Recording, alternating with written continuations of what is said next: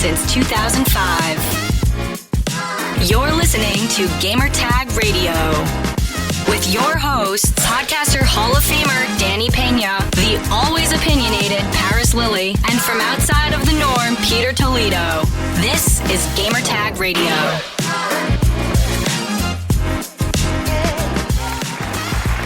All right. What happened with Pete? Are you there? I'm here. Oh, you're here? I don't know what happened to your screen. Give me 1 second. Why? All this trauma. There, you're there now. Okay, I was like, oh, what the heck happened there? All right, everyone, welcome to Gamertag Radio, episode 1192. This is your host, Danny Pena, and also joining me for this episode, the one that disappeared for a second, now he's back, Peter. Pete, what's up, man? What's up, dude? How you doing? Everything is good, man. Good. It's just been, dude, the past couple of weeks has been insane for me, man. All these games coming out that we have to review. And actually, we're going to talk about in a few minutes. We're going to talk about one of those games that it just was embargoed today on a Sunday, which I technically thought it was going to be tomorrow. So I'm like, damn, can we add this on the show? I don't know how we're going to do this. And yeah, it went live, all the reviews. So I'm like, all right, might as well just talk about it. So we're going to be talking about Sifu in a few minutes, Pete. That's going to be a lot of fun. Looking forward to it. I've been having a lot of fun with it. I'm glad we could finally talk about it. Yes. It's a little bit different. And if you're frustrated, if you like frustration, yeah. This is it. This is for you. You want a challenge? It's one of those games that I didn't think was going to be this difficult. Yeah. But man, that first playthrough, that put me through some depression. I was like, I am not this bad at video games. Why am I this bad? Yeah. Oh, honestly, I'm checking out. It says that we're still. Can you change the category, P? It says that we're. I'll edit this part. It says that we're at PUBG still. I forgot that you went live. I mean, we could play PUBG. No, we're not playing no. We're not playing no PUBG. Hell no! Thanks, Mandy. Thank you, Mandy. Thank you, Mandy. It should be fixed now. Just if it's not, refresh your browser. Just refresh. It's good. Or not. Just leave it. Let it say PUBG. It's good. It's good. All right. Head over to gamertagradio.com. Listen to our past episodes. You can find us on any podcast app. And make sure to continue to post a review every time you see us on Spotify, Apple Podcasts, everywhere. Just hook it up. Help us out. It will help us climb the top of the charts because of your support. So thank you, everyone, for posting reviews. It's been very, very helpful, man. All right, if you also would like to be part of our fan mail segment or episode, which we have questions, Pete, for this episode. That's going to be a lot of fun. Here's how you can contact us. Send us your feedback or questions.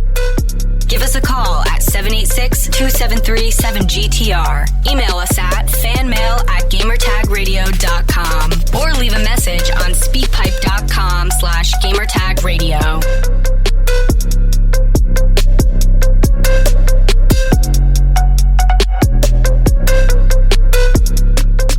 All right, Pete, let's talk about right away Sifu. I think this is a great way for us to open up the show instead of having it like towards the end. The game comes out. Actually, it just came out, right? It just came out recently. I think you could buy the early access version of the game. You can start playing it right away. So shout out to Devolver Digital, Slow Clap. I know they're the developers of the game. Very, very excited. Very excited to talk about this with you, Pete. Do you know what this game reminded me of, Pete? It reminded me of the old school Kung Fu game that came out for the NES. Like that type of game. Like there's a section right in the beginning of the game where your character is fighting through the hall and there's like a bunch of enemies coming. That part reminded me of that, man. The game is brutal. The difficulty is so high. So high. But at the same time, I had a great time playing with this, man. It wasn't something like, I'm like, all right, I'm done with this. I'm never going to play this again. I kept on going because this is a roguelike game. So if you are a fan of like games like Returnal, Hades, or even a game like Sekiro, which is not a roguelike game, but that game is very, very challenging too. I think people are people are gonna love this game so much, man. You're on mute. No, I'm not. Now you're not. Now you're not. Shout out to Slow Clap again, and PR Devolver Digital for giving us a chance to play this. I came into this having just barely seen the trailer for it. Obviously, I saw the timeline blow up. Everybody was starting to talk about it the week prior, kind of the lead up into the game launch. Mm-hmm. And it was like, okay, let's see what this is all about. I'm looking forward to it. I was glad I had a chance to play it. Like you said, the difficulty level is up there. Again, like I said in the intro, there were times where I was questioning my skill set and ability to play video games. And I'm like, damn it, maybe it's just as I get to this advanced age or something, that this is where things start to break down. But man, it's difficult, but it's fun and it's challenging and it's frustrating and it forces you in a lot of ways, like you mentioned, like with Hades and every other game in this roguelike concept, that it frustrates you to the point that, okay, no, I need to go back and get it. But that's the crux of this game, where dying, it's not like you get the infinite lives like that we're all so accustomed to when playing games. Mm-hmm. And it just brings you right into it. The story, when I was first told about it, or when I first started reading up on it, it was like, how is this story any different from every other like martial arts movie or TV show I've ever seen on the screen? But that's where the death part comes, right? As soon as you die, you get a chance to come back, but you have a finite amount of lives to come back with. And every time you come back, you're older. Mm-hmm. And you sacrifice speed for wisdom, right? So you're doing the trade-off. And like you actually see, okay, my damage goes up, but my quickness goes down on the meter. And then as you start to get up, man, when I just barely got to the boss and died, and like I beat the first boss with one life left, and I was just like, bro, I'm gonna have to start this game all over again. Yes. Yeah.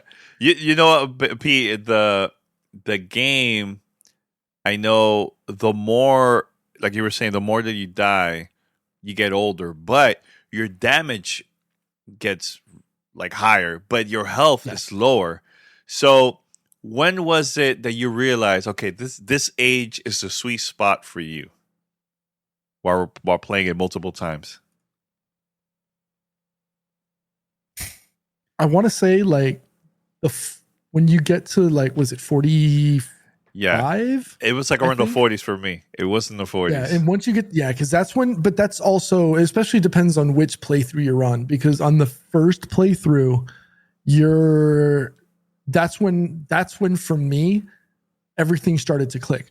Mind you, I'm not used to playing on these things, right? I am primarily a PC player. But I knew that this game was not going to be something I could play strategically and well on a keyboard. I knew this, right? I didn't want to go into this one handicapping myself by playing on PC. So I was like, you know what? I'll go on controller and we'll play it like this. Mm-hmm. I think the first boss for me is when things started to sink, right?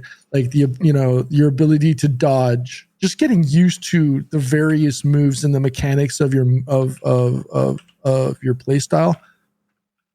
Also using your focus. That's when things really started to click for me, was getting in enough hits to build up your focus meter to do that focus attack. And I don't know why, but the eye poke makes me laugh, because it's like it's like, what am I, the Three Stooges? I thought it was hilarious for me, but yeah, man. Once you start getting into the 40s, that's when for me it clicked. Mm-hmm. The cool thing is of course I died after the first boss, but now you get to go back with some of those permanent unlocks and skills and moves that you've learned from your original gameplay. Now you can go back. It's like, okay, well, now I'm used to it. Yes, you have to go back through those levels, but now that you have the experience to go back, now that's when you start testing yourself. Okay, let's see how well it starts to play out. Yeah, I know that the more you play in the game, the more you will unlock, like you said, skills and other things there too. And it also will help you to discover shortcuts to get even further in the game, because that was something I had no idea about. And one of my a colleague of mine at work was the one that mentioned that to me. He's like, "Really?" He's like, "Yo, dude, just keep on playing it. You're gonna discover some shortcuts." Because this is the part where I got stuck. Is I was playing it, then I figured it out, and I got to like a boss level.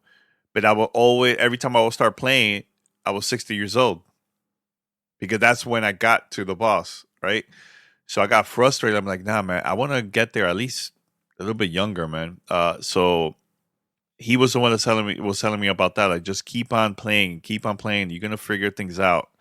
The more XP you get in the game, the better it is for you to unlock not only skills, special moves, but also you could even decrease the skulls too. So let's say you have 5.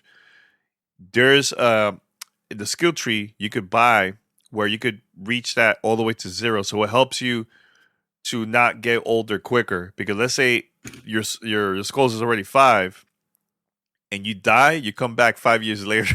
So I'm like, no, that's when things get tough, really, really tough in the game, man. But what you talk about, like the boss battles in the game for you, was that something that stood out to you? And also the intro looked like a freaking movie. That was awesome. Well, I think that was, I'm not gonna lie, like I started playing it and like I started going through the bosses and I was just like, man, that would be some ish if like this is just the game and you're just gonna play through the intro and the game's over. I was like, these bosses are easy.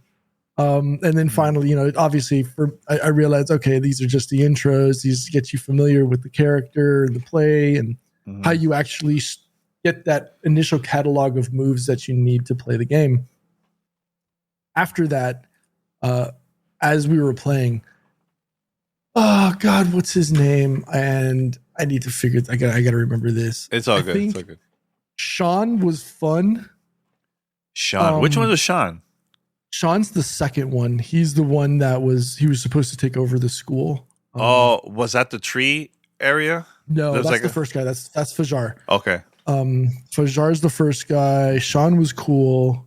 Kuroki was a little difficult. I have not finished Yang yet, which is the final boss, which is also my mother's namesake. So thanks. But Jin Feng, I think for me personally has been the most difficult. Obviously, I mean, it's that's 4 of 5 bosses, but Jin Feng is the most difficult for me. That's the lady that's missing the arm, but she's got the chain. That's part of her arm. That's the one that's been the most difficult for me. Yeah, let me ask you this, Pete. 2 questions. I think this is also important for the review too. But do you feel that you need to finish a game in order for you to review this? Because there's a lot of reviewers that probably got super frustrated playing this, right? Because some people are really good at playing this type of game, and some are just not that good. What your thoughts about that? Do you think you need to finish the game to review it and talk about it? I know we've had this conversation in the past. I don't think we need to finish 100% of the game. Like, I don't think we need to do the full completionist type style where you have to get all of the achievements. Or, I mean, if you can get through the game and get the initial gist of story, narrative, meaning, and gameplay, I think it gives you just enough to be able to make a solid, concerted opinion. The only time that I can think that maybe it does is if it's got like some kind of a surprise ending, looking at BioShock Infinite, where if you don't finish the game, you don't know about that.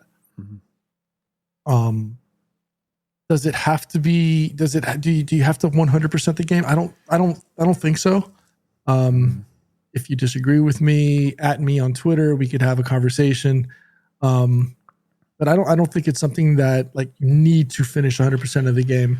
It'd be cool because in the event that there is some kind of a surprise or flash ending, you actually catch that. But I don't really think it makes that much of a difference. Yeah, and I feel like the more you play the game, so let's say you have a lot of hours. Let's say you have 30 hours and you haven't finished the game. I think it's fine to talk about it. I don't see any issues with that. You know, I know some people are like, nope, if I don't pass it, if I don't complete the full game, I'm not going to talk about it. Dude, this month has been insane. Insane. With the amount of content that we have to, like, the games that we have to review it and talk about it. Next month is a little bit better, but still crazy because there's even more games coming out. And I try my best to play as many hours as I can to talk about it. Like Dying Light, for example, for me, I got like 40-hour plus in that game. And I had to take a break from playing all these games that's coming out now. Right? I took like a good 3 days break because it was just a lot for me. And plus combination of work and the podcast and everything. So, but it's okay if you can't complete the game and you already have a lot of hours, enough for you to talk about it. I think that's fine with me, man. You know what I'm saying? But another thing I was going to mention to you, Pete, is there's been a controversy online now for like the past couple of days where people are saying that the developers are white. There's nobody that is Chinese involved in this game, etc. So, and I sent you a message on WhatsApp of an image where it has more information because I just got this actually a few minutes ago. So in this image, I'm going to read it to you guys. This is the developers talking about people that were involved with this. Like they have a Kung Fu consultant that was also involved with this. There was also a Chinese composer that worked on the soundtrack in the game too and everything. You know, I think it is important to talk about this because a lot of people haven't really been talking about this part of the development about the game. And the things that I've been seeing is like, no, it's a bunch of white dudes that just worked on it and that's it.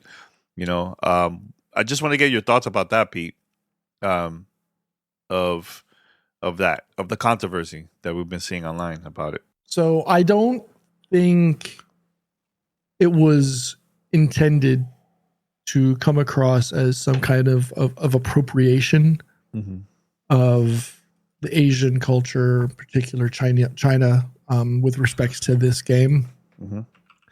I'm glad that they did have that they went out and got a consultant, you know, due to the fact that, yes, the developers are all, you know, Caucasian, melanin deficient skin. Having taken Kung Fu as a kid, I was glad to see some of the katas or forms be realistic and similar to things that I had learned as a child.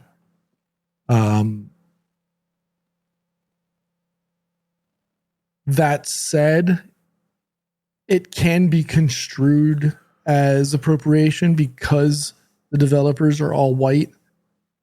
But if they are giving effort in the fact, and like they did, they have a Chinese composer. They reached out and got consultants to walk them through or to give them guidance on this. You know, there is a full Mandarin voiceover coming just after launch.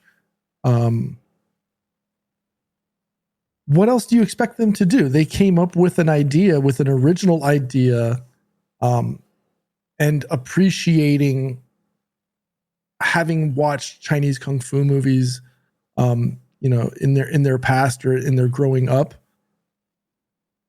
I don't see a big problem with it. Now, if they would have cast the main character with, like, you know, Brie Larson or you know, Chris Pratt, you know, then I have an issue with it. But the fact that the character models were drawn correctly, the sets of the various areas that they were in was within limits of what you could consider China, I'm fine with it. I'm not that I'm not going to get up in arms, or I'm not going to get my feelings because the development team was all white. I think at some point we as a community, or we as a group, need to not be as forward or overly progressive in things.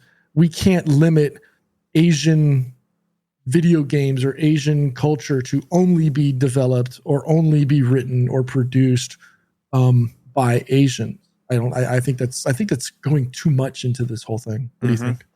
No, I think you're right, and I'm gonna read this real quick, Pete, because I think this is very, very important. But it says consultants from other video game companies in China also provided value input throughout the development. We did full cultural reviews of the content, and they made some changes ranging from the look of our main character to details of the environment. We were also especially careful about Chinese text translations, going through numerous iterations to make sure we got it right. And they also says that there right now there's English voice recordings, but it says we selected actors from Asian descent for main roles. So it looks like it's a lot of details about the people that they work with and everything. And I think I'm happy that this got out because I got to see a lot of the tweets for like the past couple of days about that. People really mad about it. But I think it's very important, and I think they should have mentioned this from the beginning. I think Slow Cap. They should have, or even do like even a documentary video. People that were involved. I think that was very important to do that. I think but. I mean, in the same letter, they also mentioned that from the beginning of the project and throughout production, they've been in discussion with Chinese partners from Kowloon Knights in Beijing and Hong Kong to review the game's content and give us feedback. They were hugely helpful. That Kowloon Knights comes up right before or right after the actual title card in the game, so that they were there. Actually, the name, when I saw it, actually gave paused me for a second. I was like, oh, okay, that gives reference back to back in the day with China's history. So I was like, that's a really cool name. And so all right. So I'm going to, I got the Cuban bread hat on, so I'm going to make the same conversation. Yeah. The same comparison. Yes. Al Pacino's performance in Scarface was horrible, but do we all get up in arms because Scarface was produced and written by a white guy? No. Would you feel the same way about other Hispanic or Latinx movies with this same mindset from what we're talking about? No, I wouldn't. I don't think so. Even this, Pete, like, look at Wu-Tang Clan. They grew up like me back in the days watching martial arts movies in New York, Exactly. And they form a whole legendary hip hop group, Wu-Tang Clan, and even they have fans from all around the world. You know what I'm saying? So, and even in China, you see people rocking, the Wu-Tang shirts and everything. You know what I'm saying? So, and they're okay with it too. But at the same time, they're always been careful and supportive of when it comes to like Chinese culture, martial arts, and everything. So yeah, man. So I'm glad that we brought this up in the review, because I know people are gonna bring that up through email and everything. You know what I'm saying? So anything else, Pete? Besides that? Nah, I think we're fine. Good. Again, go get the game.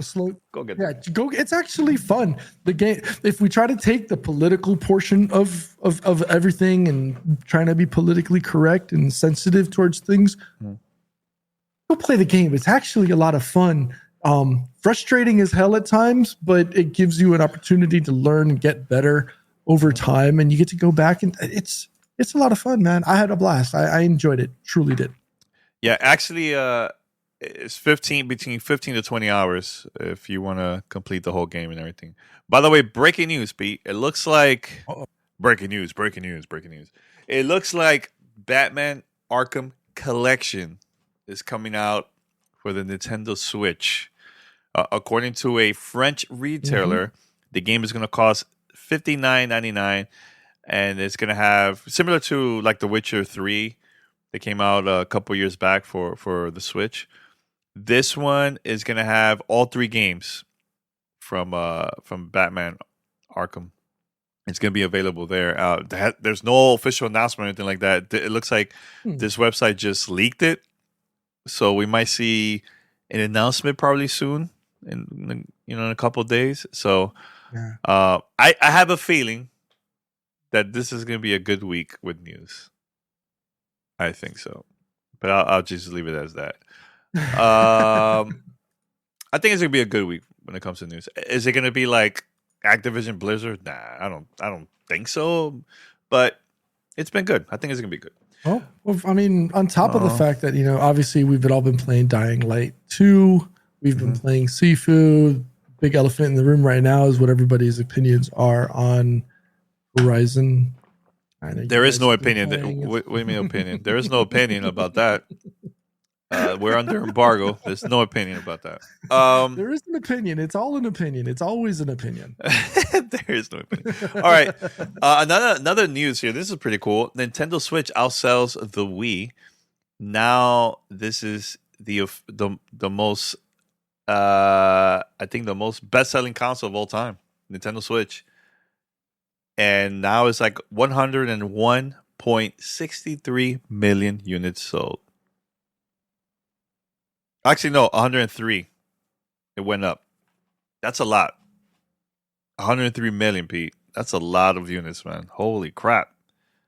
And look, that's not a powerful console. And everybody's like all into this graphics, and you need to have like 4K. No. Like the system has been selling a lot because the most important thing is the content, man. And I think Nintendo always been great with that, with the content, So congratulations to Nintendo, man. I am curious how much of the sales is a result of obviously the pandemic that we're all still going through 2+ years later. Nah, Pete. Right?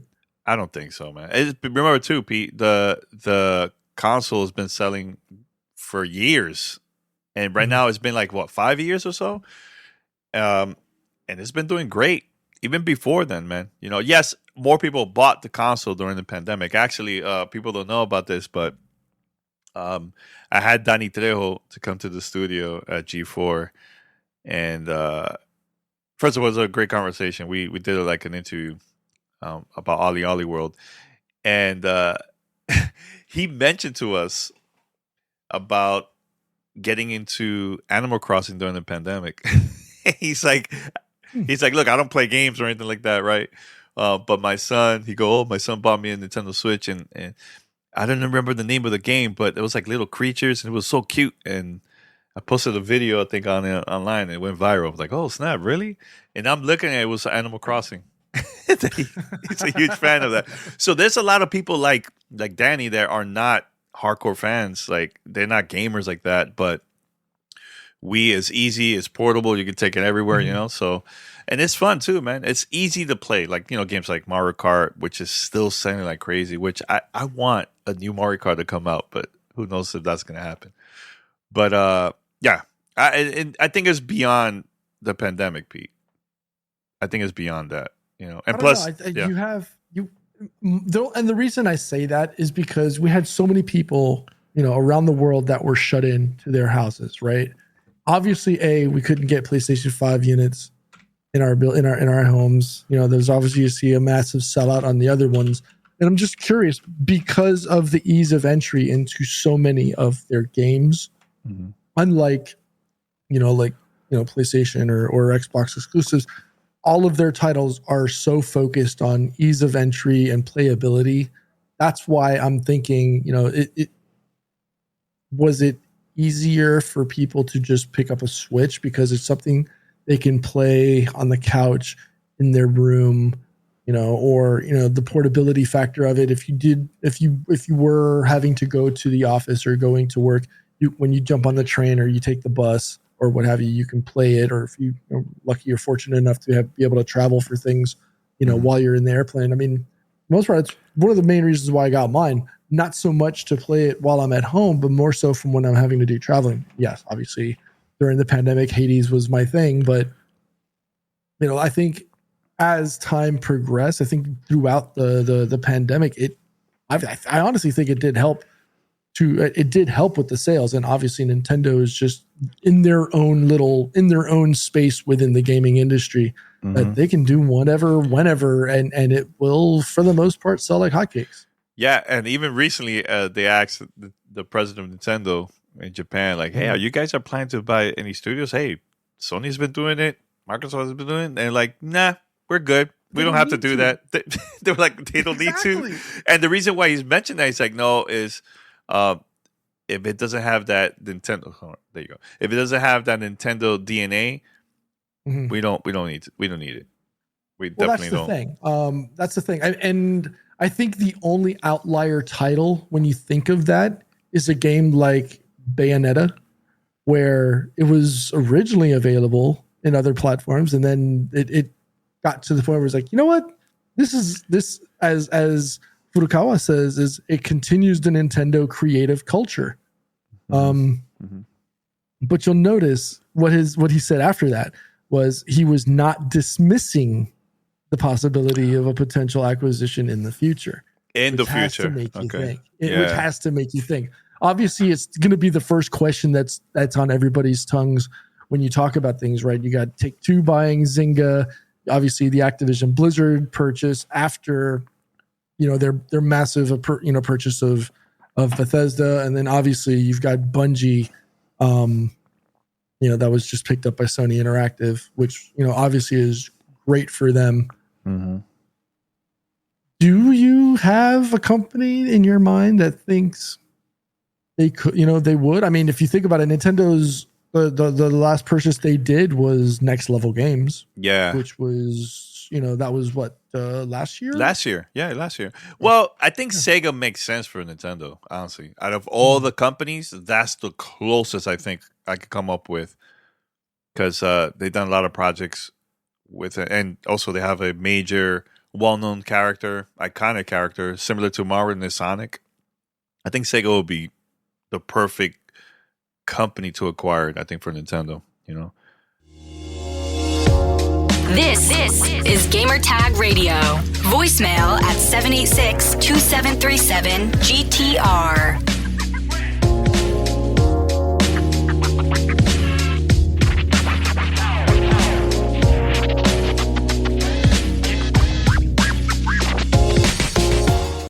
Anything else, Pete? Because we have questions here. And also, I have one more thing to talk about. I technically, I didn't really want to talk about it, but I'm like, you know what? I think we should have this conversation. Because it's so freaking annoying seeing this online the past few days. And look, the past few weeks, I've been in a place in life now that I'm just done with like nonsense online. I'm done with negative content that I've seen not only on YouTube, but also Twitter, fanboy, console war BS. Like, I'm just tired of that crap, right? But I think this is a conversation where it is very important for us to talk about on the show.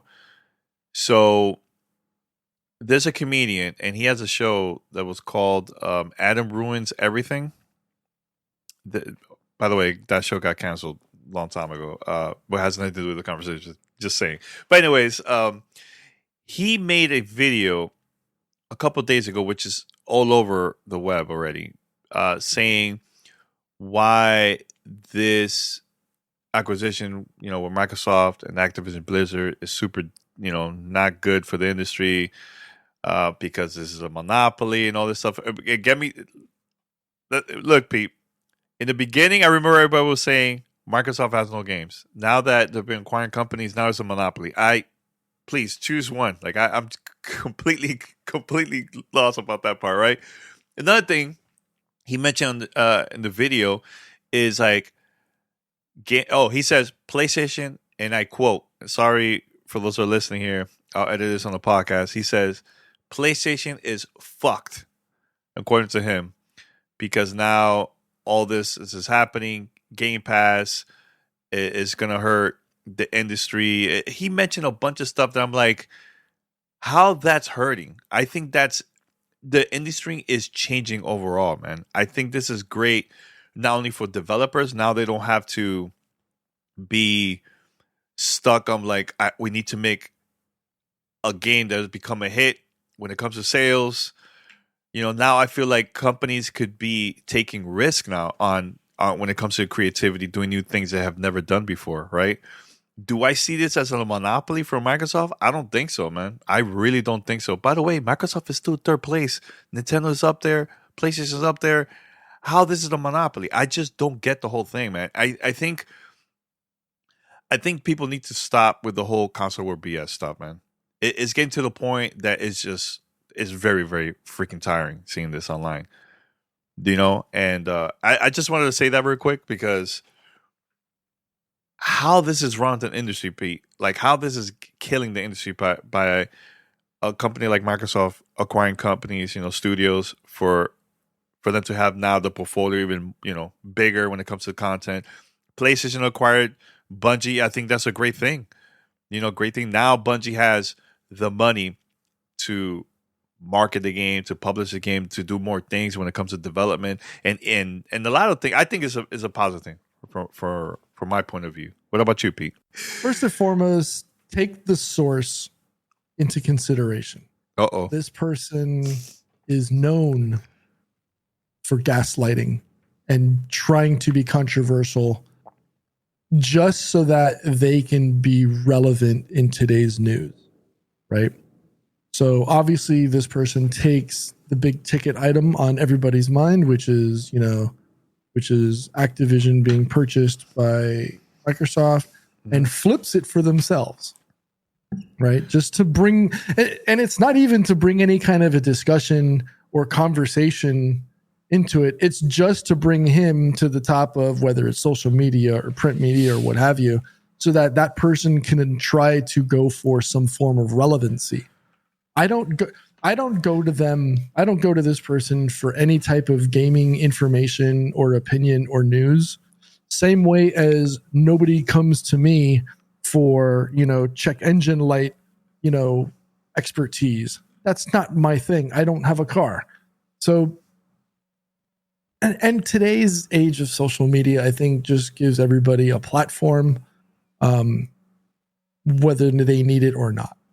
But at the end of the day, this person can go kick rocks for all I care. This person brings nothing to the conversation, and nothing functional with respects to how or whether, up the purchase of Activision Blizzard by Microsoft is going to ruin video games or create some kind of a monopoly on this. At the end of the day, whether it's Microsoft purchasing ZeniWorks or the Bethesda purchase from last year, or Activision's purchase this year, or Bungie's purchase last week, all that goes to show you is that there's a major change in the way gaming companies are looking at distribution of their products.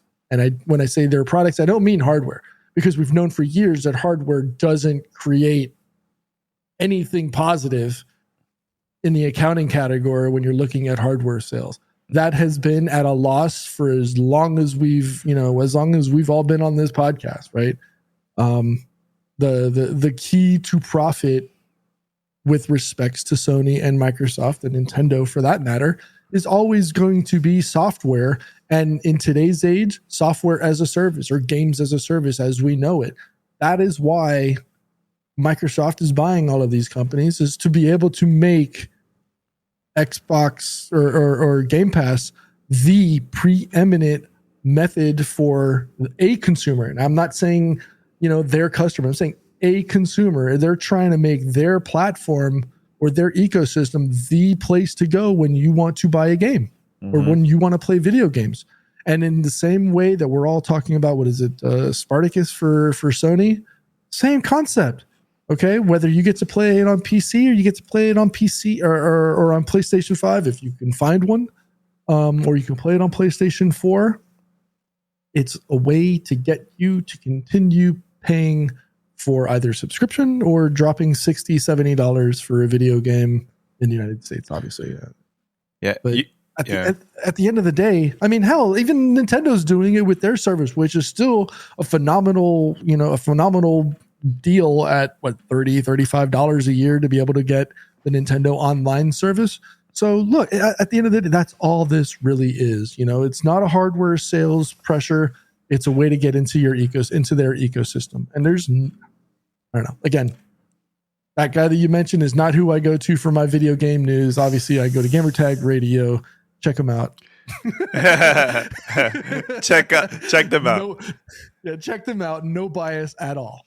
By the way, shout out to Arctic, our mod, in the chat here live on Twitch. He posted a link of you definitely gotta watch that, Pete.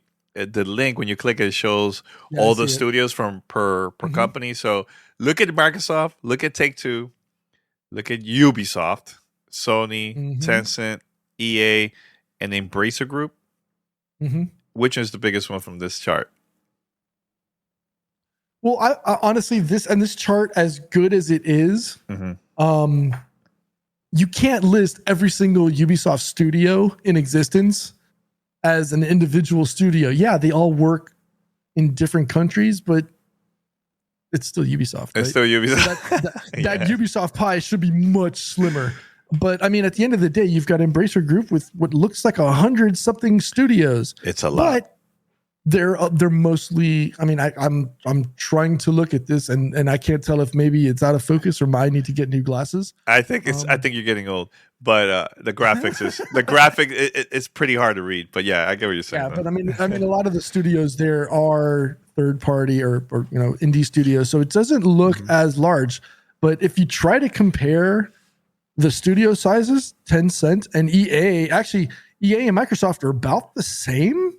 Yeah, which is crazy. Tencent is a little bit thicker, right? Yeah. T2 is thicker than Sony's, but in that same one, you've got 1, 2, 3, 4, 5, 6 Rockstar video studios.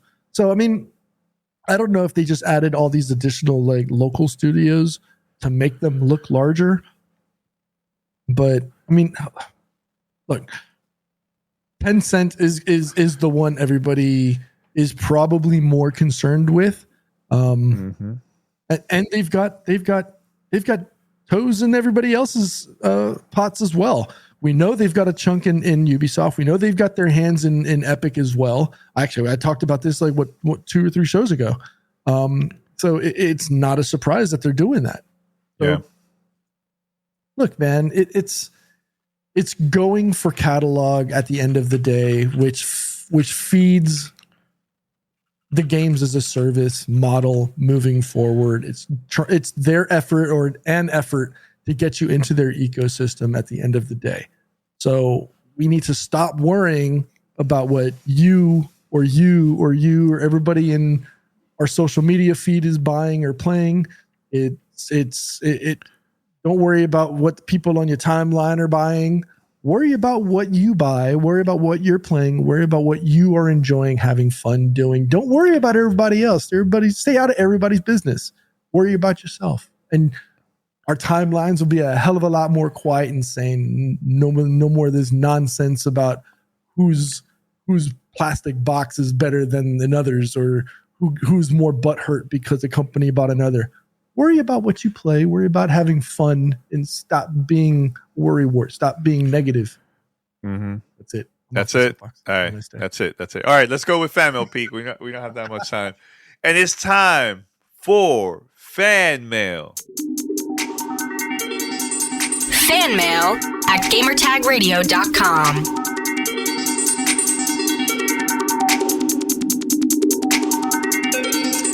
All right, I'm gonna play this voicemail first. I know we have some written stuff here, Pete. You should choose one of the written ones if you want. All right, let's go with the voicemail. Here it goes. Hey, Gamertag Radio. This is Stefan from Connecticut again. I'm actually sending a second SpeakPipe message in response to your Twitter Spaces question about PlayStation putting games on PC. Now, I'm not a PlayStation owner, but I think I have some insight as to why some of these gamers are upset about this possibility. Now, I think there's a very, very small portion of the population of gamers who just are negative and don't want other people to experience PlayStation games except on the console. But I think the vast majority of all gamers simply want their companies to do well, and they have different ideas for how the company should strategize. Some of these people see putting games on PC as possibility of PlayStation console sales dwindling down to the point where PlayStation will decide to not release any more consoles. But what they don't understand is their market share of people who will not make a hardcore gaming PC will never go away. There will always be people who will go for the consoles. And secondly, as you mentioned in your opening argument, games make the revenue, not the consoles. So, I mean, this is simply the future. PlayStation's got to experiment and has got to adapt with creating an ecosystem, which is what they're already doing with that Spartacus program. Now, I'm not sure if I'll ever play a PlayStation game. I just understand that there are great games out there, and I'm sort of a passive observer. But I ultimately believe that most people that are unfavorable about this decision, they're not trying to be negative. They just want their company to do well. We all do. And they have a fear that the consoles will stop selling, which will never happen. All right. Thanks, guys. Thanks for all you do. Bye-bye. Yeah, first of all, thank you so much for that voicemail. I think, hey, Pete, he's right. The same exact thing that we just said a few minutes ago. The same exact thing. Wow. You know? Wow.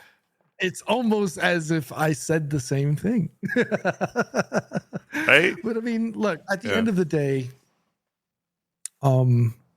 again, thank you for sending the message. Appreciate it. Look, man, they just want you to spend money on their ecosystem. They don't care what. And going back to what I said last week, I'm still holding on to the dream. Let me dream that we are all plastic box agnostic in the future. That it doesn't matter if I'm trying to play my Nintendo, Xbox, PlayStation, or ColecoVision video games. I could do it on the device of my choosing, right? If I could play it in a browser, if I could play PlayStation games in a browser, or I could play Super Mario 97 on my phone, or if I want to play PUBG 43 on my new state-of-the-art PC with my RTX 9070, on PC, whatever, I can do it. I don't care about plastic box affinity. And all you armchair analysts can step to the side. I don't care. I just want to play my games on the platform of my choosing without worrying about what Fulano on the side said. Yeah, so, Cuban bread, baby. Cuban bread. Exactly. Yeah.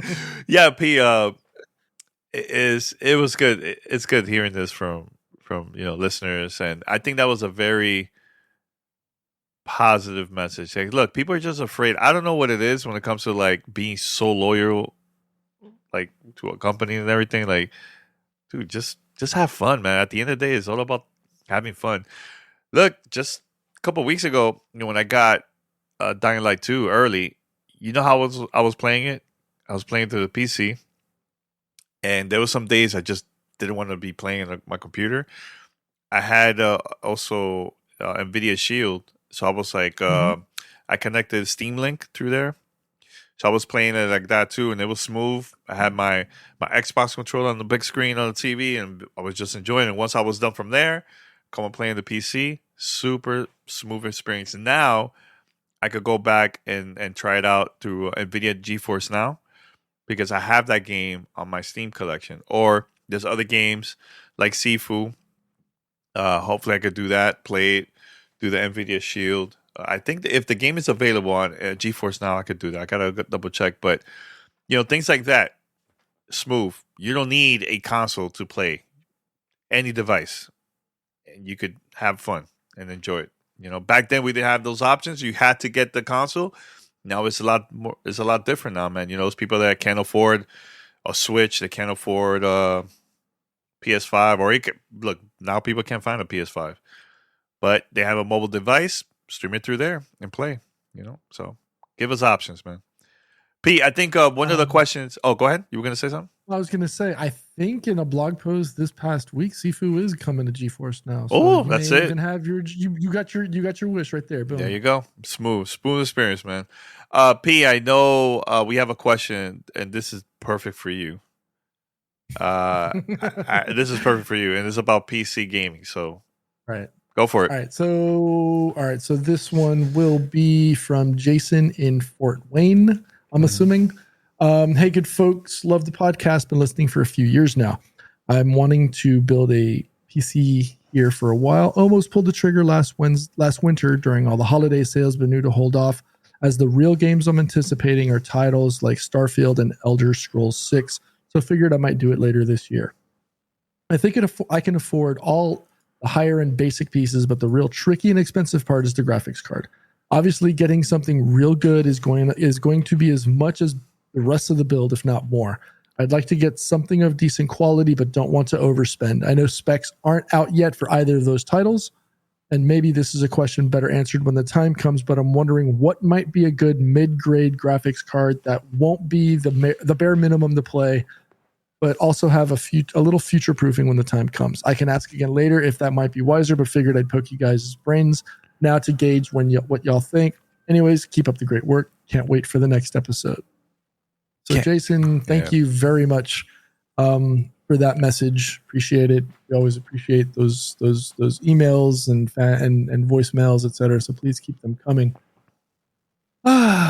With as many cards going out there in the market, God, it's hard. And obviously the Silicon Lottery is extremely difficult for a lot of people simply because you can't get them, right?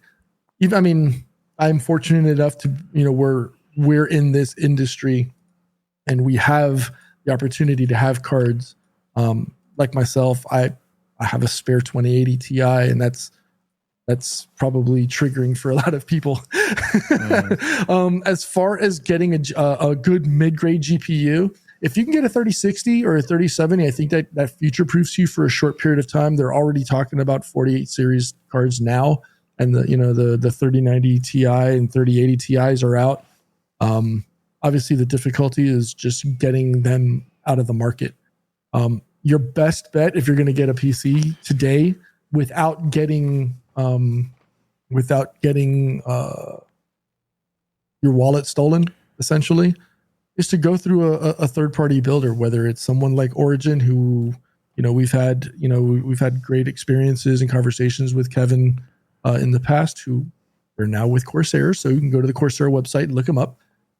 You could do what we did with Danny, is we went to the NZXT website using their build configurator. It's a great, phenomenal thing.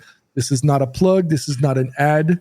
We actually him and I sat on, we did a PC screen share one day and we literally just built it out for him. It was easy. And we got yelled at by Paris. And I know you're not on the show to back yourself up, but you're going to have to deal with it anyways. I don't care. Call in if you have to. He yelled at us for using that and not building it separately. But understand that, and we've talked about this in the past, PC gaming is something that's difficult. It's not the easiest thing to get into, simply because the difficulty in compatibility of parts. Hey, the show was delayed by 20 minutes today because I had an issue with my video card, with my cam link for my PC, and video wasn't showing. Welcome to PC gaming. That's what you do. It's an expected thing to happen. But the beauty of it is obviously getting to play these games in 4K or 8K and with the highest fidelity and the best graphics possible. But not everybody has the technical aptitude or ability or care to deal with that. And that is why consoles will always be there, right? This actually goes back to the previous voicemail.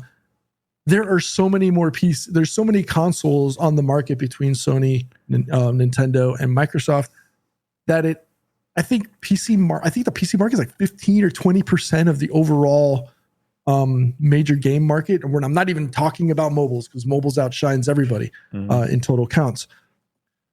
But people like Danny, and this is not a slight, I'm not using this as a way to insult him or anything. He doesn't care about, trying to figure out the graphics or delitting his CPU to get more frames or trying to overclock. Hell, I don't even try to overclock my stuff.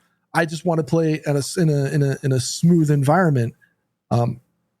So that is why a system like whether you're using the NZXT build experience or using, Origins or using main gear or any of those, that's why it makes life easier for people like Danny or like yourself, Jason, to just go onto the website, click a couple of buttons, and boom, you've got a PC. You can even, if you're fortunate enough to have a micro center where you live, you can do the same thing. You can go through their configurator, you can select the parts, and if they have them in stock, within 3 hours, you can have your PC. And we actually tried to do that first, but they were sold out on parts, which is why we went through the NZXT build experience.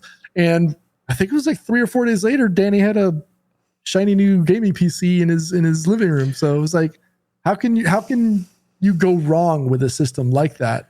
And because they are a big box, seller, they have faster, or they actually have access to an inventory of 30 series cards, which for Danny was a godsend. So in the event you can, and you have a little bit extra money, because I actually did the build out on PC Parts Picker earlier this morning with all of your parts, and it ended up being $500 more for the convenience of getting your PC and not having to go through the Silicon Lottery on eBay or one of these other places and hope the chances are that you get a 3080 or whatever video card you're trying to go for. So Jason, if you can, and you're lucky enough, go to like a Micro Center, one of those. I don't know if they have them in Fort Wayne, Indiana, but if they do, you're lucky. If not, try to find a place like Fry's or BH Photo. I know in New York they might have them. Check theirs. Obviously, Newegg is free for all. Good luck with them.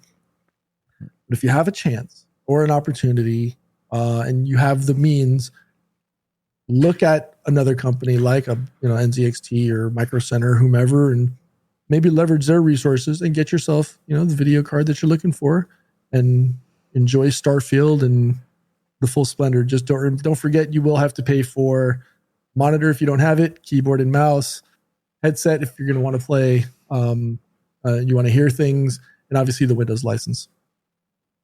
Yep. Shout out to him for Jason for sending us an email. And look, I've been enjoying it so much with my PC. I've been doing a lot of work with my 9-to-5 job, but also the podcast, streaming, but also at the same time playing a lot of games here, man. So yeah, it's been great experience. Actually, I was sending this to Pete right before we started recording. I'm like, LP, I've been playing more PC than my consoles for like the past month or so. So it's been good. But for me, Pete, I've been playing more games on like performance mode instead of like put everything high quality 4K. For me, it's been a smoother experience for me when it comes to performance. So that's just me. All right, I'm going to read one more email. I'm going to read this very short because we're running out of time here. And this is from Julio Rodriguez, Puerto Riqueño, living in Houston, Texas, man. Long-time listener, first-time writing. And he says, I think Sega is getting ready to be bought because how they're getting rid of their arcade division. For those who don't know, there was the most iconic arcade venue in Japan from Sega got shut down a couple of weeks ago. So very depressing, man. I saw the pictures of it. People were outside, all sad when that happened. And it says we saw more or similar thing happen with Bungie and Activision. He says there are internal shuffles before almost every big event, which I totally agree. But he says, by what we have learned, the company that might buy them most likely will be the most unlikely one. Who knows? Let them surprise us. Thanks to all of you for all the amazing conversations. And thanks to Julio for sending us this. Pete, I think everybody's been predicting like who is going to acquire Sega. But I think it's going to be a company like Julio is saying that it's going to be somebody that nobody's going to expect. It's going to be something random, off the wall. People are going to be talking about this for years to come, man. Do you think that? Do you think there's going to be someone that is not part of our prediction? I honestly think it'll be a company like Tencent that does the purchase. I think so too. Because they have, and they've got the capital behind them. Obviously, with the amount of investment that they've already put into gaming, not just owning Riot, owning I think it's 5 or 8% of Ubisoft. I think it's closer to 5% of Ubisoft. 41% or 40% of Epic. They've got their fingers in the cookie jar with Krafton, aka the people that made PUBG, Bluehole. I see them. I mean, they were in the conversation for Activision Blizzard, in my personal opinion. Obviously, a lot of people say that it was Amazon. Everybody knows that Amazon was in there in the conversation, but there was like 3 or 4 other companies that were in that same negotiation discussion. And it was the same for the ZeniMax one for Bethesda as well. So you can't discount them. So if it is going to be a company that buys Sega, it's going to be either Amazon, Facebook, or Tencent. And honestly, because of just the sheer size and the amount of capital that they could throw at the purchase, I think Tencent has the biggest and best chance to do it. Yeah, they have the money. Tencent has the money. Yep. Mm-hmm. Yeah. Yeah. If that happens, dude, it's gonna be trending for days. People are gonna be talking about it for a long time. Emergency podcast all over again. All over again, yeah. or Twin Spaces, one of those two. Mm-hmm. Yeah. No, thanks for the email, man. And please, for those who are listening, please continue sending us questions. I think this is a great way for us to interact with the listeners, not only through the chat live stream, but I want you to also be part of the conversation and be part of the podcast, man. So send us questions. Don't stop. You could also go to SpeakPipe, voicemail, or send us an MP3, whatever you want. Just be part of the conversation. It's going to be a lot of fun. Carrier pigeon. Carrier pigeon with a note on the leg. Send it. Yeah. Yeah. What is it? A Harry Potter style, right? Like with an owl. Just send it. Whoop. There you go. Pete, anything else before we wrap it up? No, I think that's it. Arctic was asking computer chair I'm sitting on, so not plug for them. Yeah, I don't know if you see mine from the. I see you over there with the Secret Lab Titan. Yeah, it's not yellow like somebody's. So Oh, it's not at all. At all. All right, so head over to gamertagradio.com, post your comments and feedback, listen to our past episode. We have a lot of content. Go stream it and share it.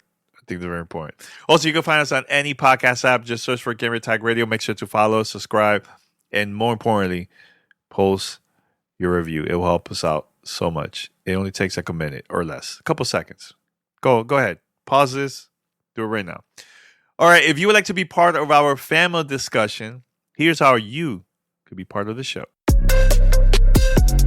Send us your feedback or questions.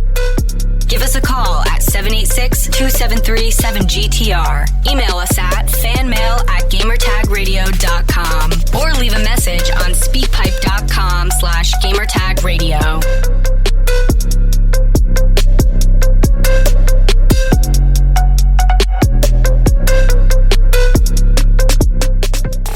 All right, P. It was a lot of fun, man. Great conversation. Wow, this 60 minutes flew by right away.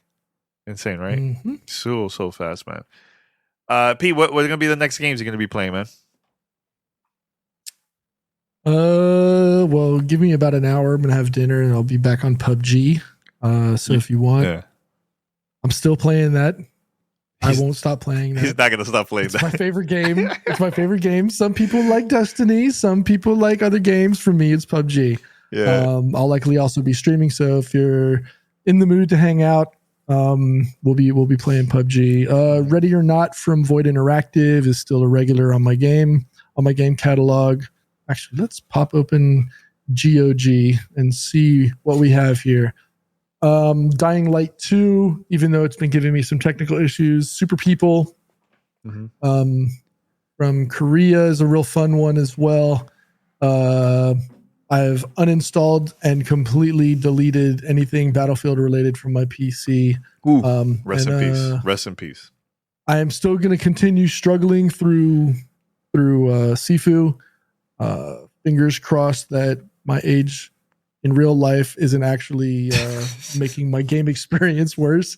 And intermixing a little bit of God of War on PC because I can. Yeah, I can do the same with God of War and also Horizon, the first one, PC. Yeah, it's good.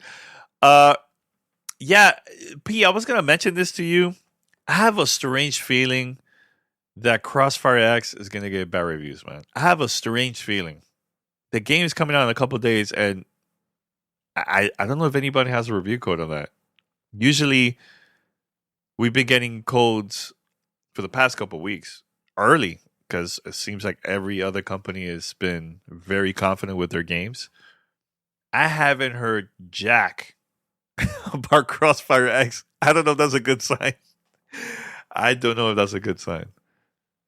So the question is, because that is a game from 2007. Yeah. Right? And the multiplayer. And it's going to be and I'm curious, it's free to play anyways. Why do you think that because it's going to be free to play, they don't want to, or they don't care about pushing it out? Well, the game Crossfire X, remember, this one has a campaign that Remedy worked on. It's a single player game. So I don't know if it's going to be good or not. I have no idea. I'm a huge fan of Remedy, but I'm kind of like careful about getting hyped about the game, you know? So here's my next question on it, because I haven't really put a lot of brain cycles thinking about this game, because obviously the last few weeks have just been insane with respects to just game reviews. Like we've all been inundated with things. Is it console only? Xbox, because it's and PC? Xbox One, Xbox Series X and S, but I don't see a PC. Really? Is commentary? No PC? And look, obviously, I'm going by Wikipedia, so who knows? You know, this could be some dude in the back in some warehouse. Also, this is Xbox One and Xbox Series, and there's nothing on PC. Yeah. So it says, is Crossfire coming to PC? It's similar to Counter-Strike and that's been around since 2007 in certain territories. But this game has been restricted exclusively to the PC market with no console port to speak of. Up until now. Yeah. So Crossfire X will be available on Xbox Game Pass from day one. For Xbox, for console only. Console I'm looking only. at a list right now of titles coming to Xbox and PC Game Pass, and Contrast, which is coming to cloud and console, and Crossfire X are the only ones not coming to PC. Everything else is coming to PC as well. Dreamscaper, Telling Lies, some game called Besiege, Edge of Eternity, Skull the Hero Slayer, The Last Kids on Earth, and The Staff of Doom, Ark's Ultimate Survivor Edition, and Infernix. All of those games are all coming to cloud, console, and PC. Crossfire X, console only. Contrast, console only. Cloud and console. So I will not be playing it. Yeah, there you go. Don't worry, with my high-end Xbox Series X, I could talk about it. There you go. There you go. Please tell me all about it, because I'm curious, you know, with Remedy doing, and we know Remedy can deliver. I'm curious now. But does it mean this is going to be good? I don't know. Look, I'm trying to be positive. We'll see. It just, I have a lot of questions. That's why. You know, we haven't had someone here. No Pulse XBL wrote that beta was horrible. I don't know. I remember Ryan McCaffrey was not too happy about it either. Oh, and he did his review about it like 2 years ago. So review? What are you talking about? Yeah, he had something on. He had some because you know it was a beta, you know. So he beta, put his thing on. He talked about it, and he wasn't too happy about it either. Oof, that's rough. That's rough. Hey, could this be the first game with bad reviews this year? We'll see. All right, guys, we're gonna wrap it up. Until next time. Man, what a great way to end the show. Until next time, we're out. Peace. Peace. Later. Thanks for listening to Gamertag Radio. Be sure to like us on Facebook and follow us on Twitter.